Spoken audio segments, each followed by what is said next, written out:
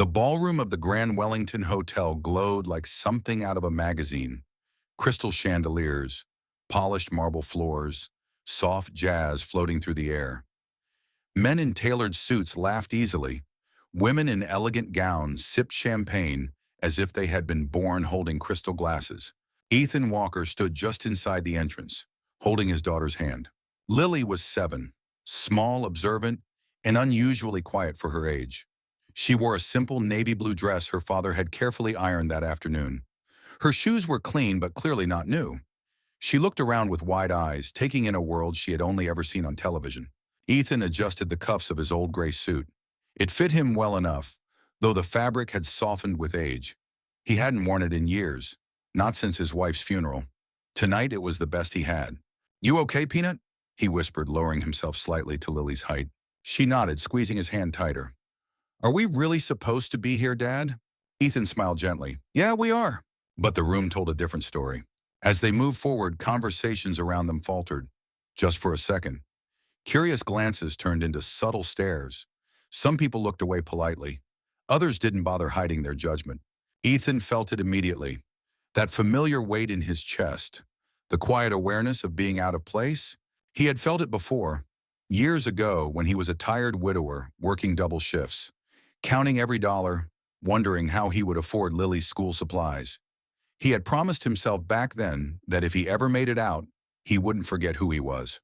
Tonight was not about him, it was about Lily. A server passed by with a tray of champagne flutes. Ethan declined with a nod and took a glass of water instead. Lily watched the bubbles in other people's drinks with fascination. "Looks fancy," she whispered. "It is," Ethan said softly, "but fancy doesn't mean better." They stopped near the edge of the room, close enough to see the stage but far enough to avoid attention. Or so he hoped. Ethan rested a steady hand on Lily's shoulder, grounding himself. He didn't notice the man across the room yet, the one watching them with a crooked smile, the one who would soon decide they didn't belong.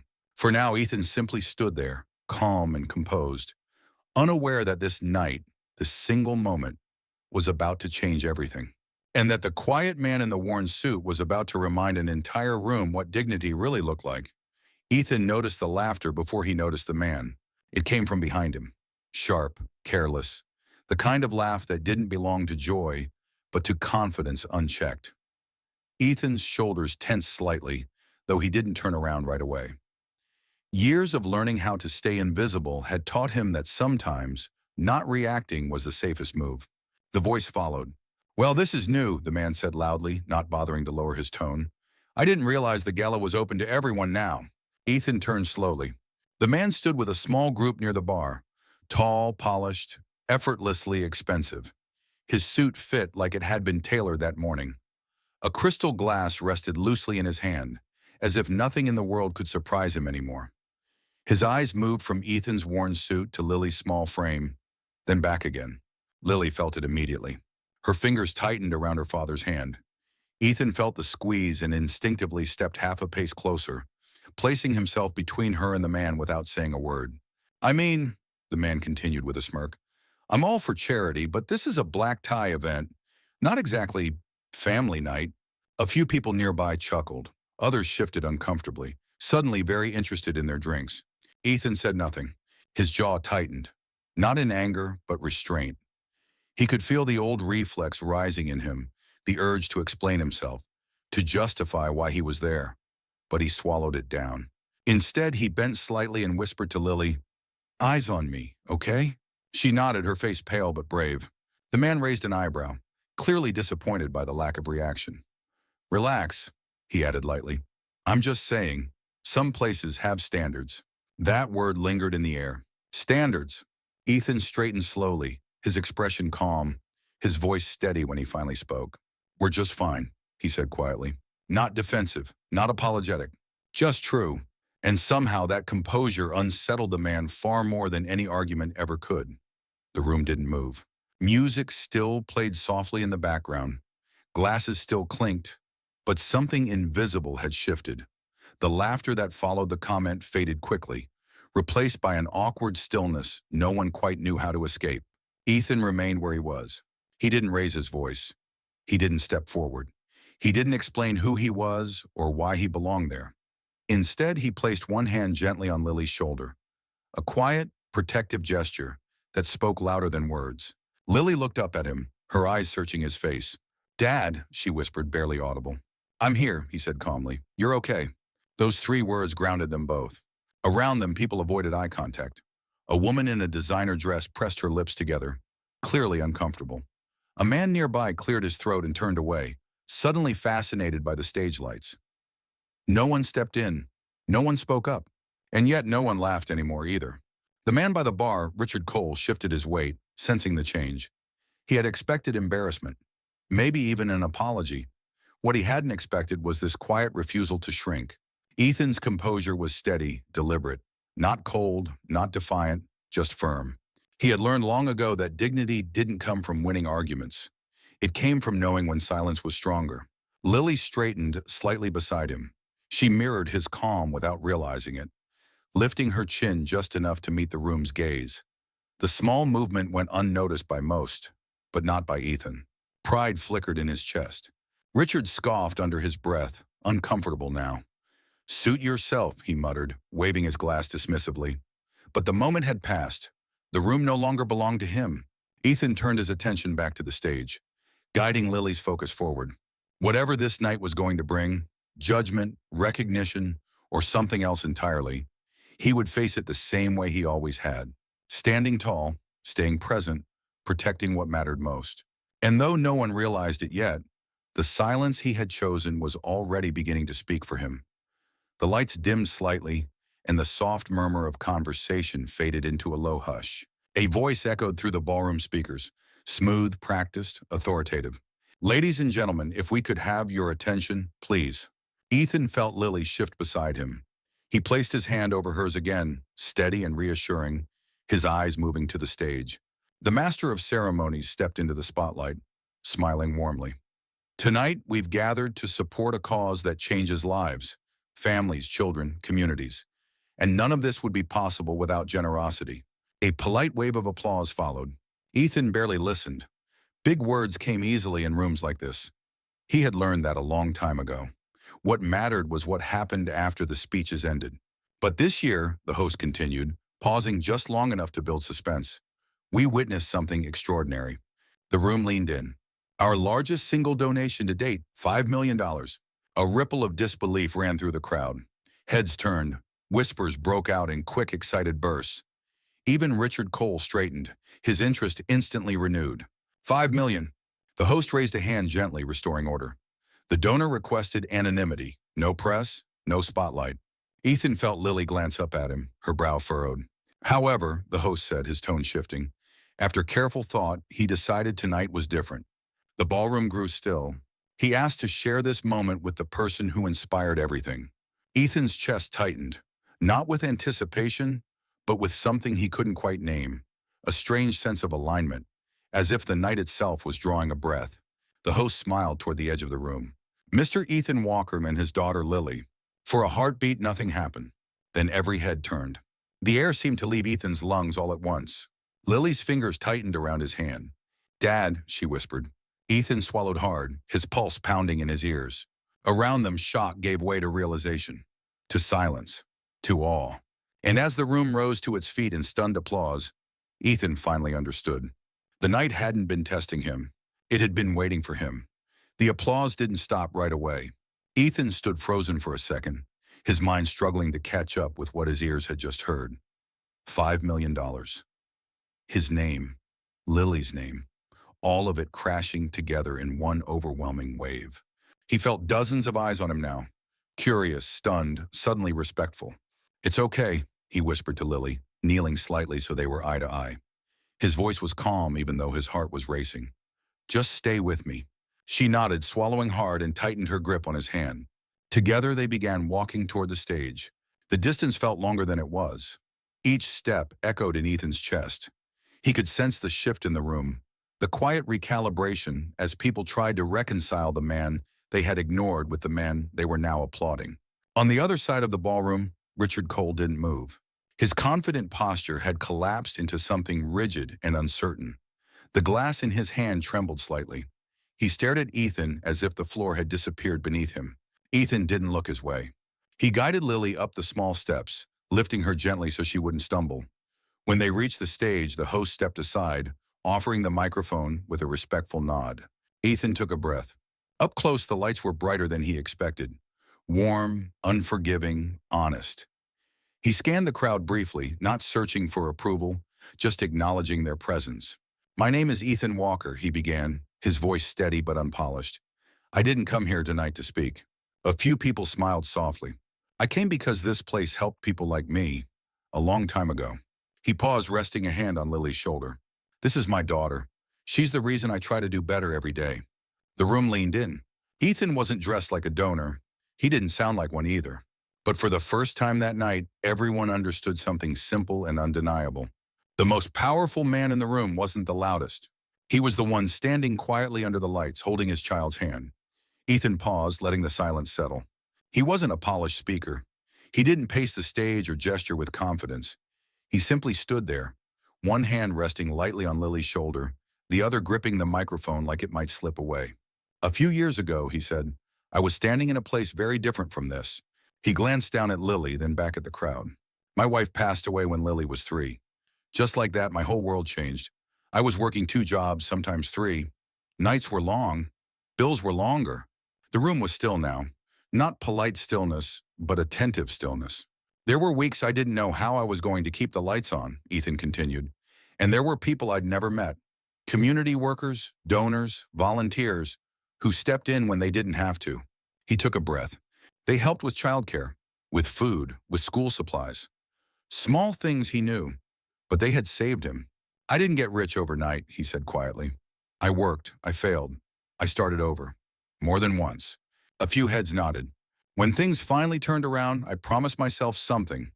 He paused, choosing his words carefully. "If I ever had enough, I'd give back, quietly, without conditions." He looked at Lily again, his voice softening. "This money isn't about recognition. It's about kids like her. Kids who need someone to believe in them before the world does." Lily squeezed his hand, her eyes shining. Ethan lifted his gaze to the crowd. $5 million can't fix everything," he said, "but it can give families a fighting chance." The silence broke, not with cheers, but with something deeper, understanding. And somewhere in the room, a man who had laughed earlier felt the full weight of every careless word he had spoken. Richard Cole felt it before he understood it. The room had changed. Not in volume. People weren't shouting or pointing, but in weight. The kind that pressed against your chest and made it hard to breathe. The kind that forced you to remember things you'd rather forget. He stood near the bar, champagne untouched now, his fingers wrapped too tightly around the glass. $5 million. The number replayed in his head, over and over, colliding with the memory of his own voice just minutes earlier. Some places have standards. He had said it casually, almost playfully, like it didn't matter. Now it did. Richard glanced around, suddenly aware of the looks. Not of admiration, but of recognition. People remembered. They always did. The laughter that once followed him had vanished, replaced by quiet glances and raised eyebrows. He swallowed. Across the room, Ethan stood on the stage, calm, grounded, one hand resting protectively on his daughter's shoulder. He wasn't soaking in the attention. He wasn't enjoying it. That, more than anything, unsettled Richard. This wasn't a performance. This was a man who didn't need to prove anything. Richard felt exposed, stripped of the confidence that had always carried him through rooms like this. Money had always been his armor, wit his weapon. Tonight, both had failed him. He took a step back, then another, suddenly unsure of where he belonged. For the first time in years, he felt small, not because someone had humiliated him, but because he had done it to himself. The realization hit hard and uncomfortably clear. He hadn't mocked a man's clothes. He had mocked a man's life. And now, standing alone with a glass he no longer wanted, Richard Cole understood something he had spent decades avoiding. There were rooms where money opened every door, and there were moments where it couldn't save you at all. Ethan felt the room holding its breath. He hadn't planned to say anything more. What he had shared already felt like enough. Too much, even. But as he glanced down at Lily, he saw her watching him with the same focused attention she had when he helped her with homework at the kitchen table. Waiting, trusting. He leaned slightly closer to the microphone. "There's one more thing," he said, his voice quieter now. The kind of quiet that made people listen harder. I didn't bring Lily here tonight to impress anyone. A few heads nodded. I brought her because I want her to see what generosity looks like. Not the kind that needs applause, the kind that shows up when no one is watching. He paused, choosing his next words carefully. She asked me earlier if we really belonged here. A faint, almost sad smile touched his face. That question stuck with me. Ethan looked out at the crowd, not accusing, not pleading, just honest. I want her to grow up knowing this, he said, resting his hand on Lily's shoulder again. Your worth isn't decided by what you wear, how much you have, or whether someone else thinks you fit in. Lily lifted her chin just a little. It's decided by how you treat people when you think it doesn't matter. The words settled into the room slowly, like snow. Ethan took a breath. Tonight, my daughter learned something important, he finished. Dignity isn't something you buy. It's something you live. For a heartbeat, no one moved. Then someone began to clap. Not loud, not dramatic. One pair of hands, then another. Then the sound grew, steady, sincere, rising from somewhere deeper than politeness. People stood, not because they were told to, but because it felt wrong not to. Ethan stepped back from the microphone, his job done. Lily looked up at him, her eyes bright. And in that moment, long after the words faded, everyone in the room knew they had just witnessed something they wouldn't forget. The applause followed Ethan and Lily all the way off the stage. People smiled at them now. Real smiles, not the polite kind from earlier. A few reached out to shake Ethan's hand. Others simply nodded, as if words would only get in the way. Ethan acknowledged them all with the same calm humility, then gently guided Lily toward the exit. Outside the ballroom, the air felt different. Quieter, cooler, real. Lily let out a breath she didn't realize she'd been holding. That was a lot, she said softly. Ethan chuckled under his breath. Yeah, it was. They stepped into the hallway, away from the chandeliers and cameras.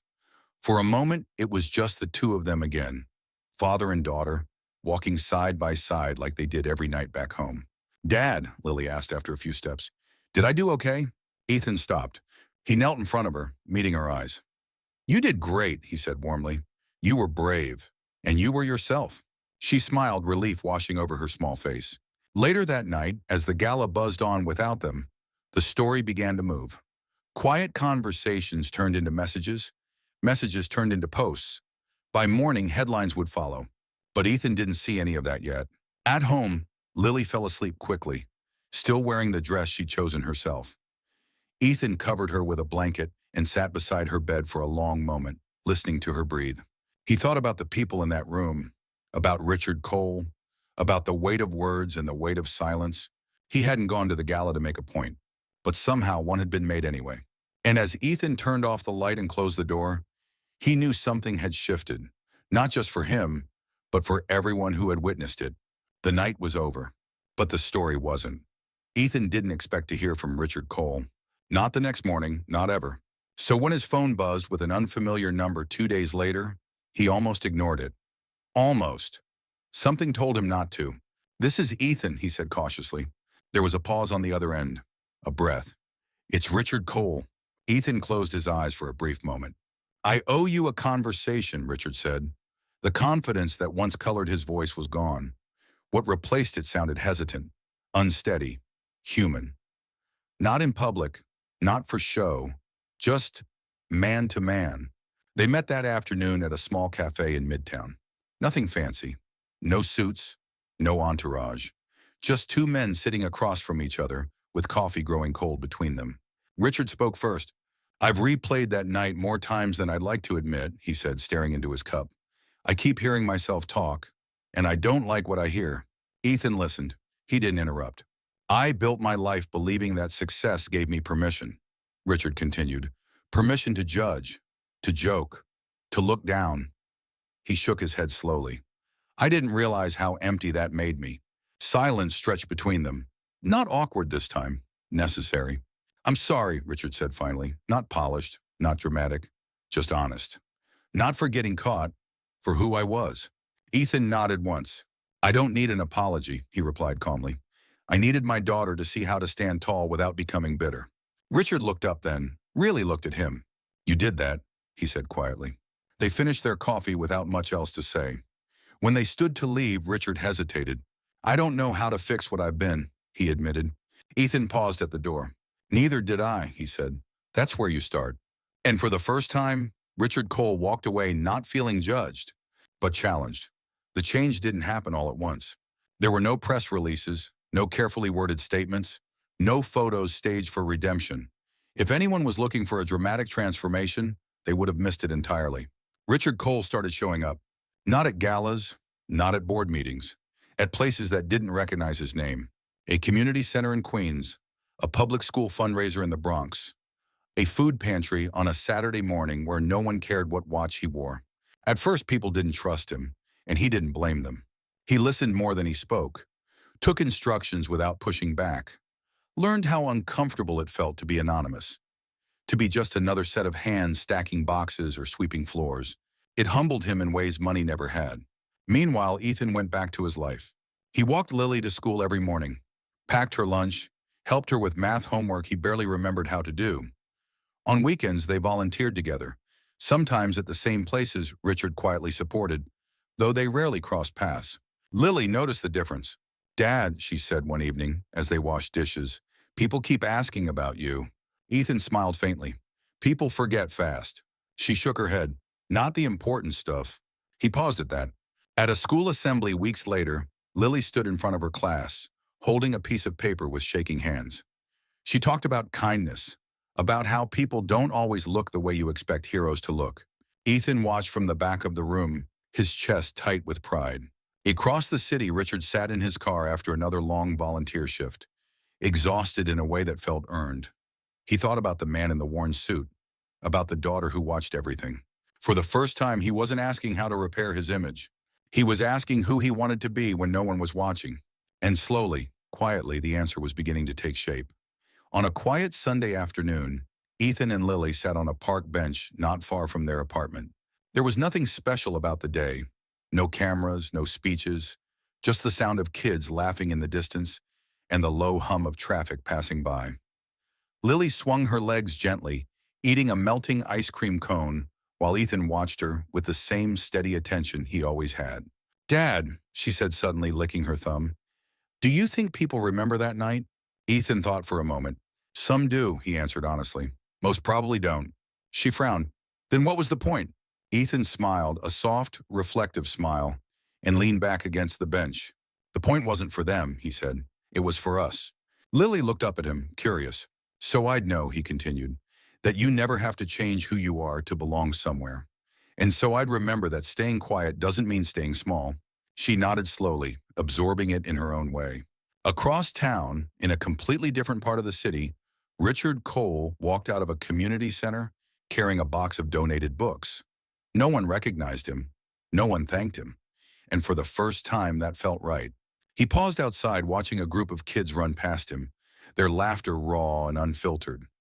For a brief moment, he thought about the man in the worn suit, about the daughter who never let go of her father's hand.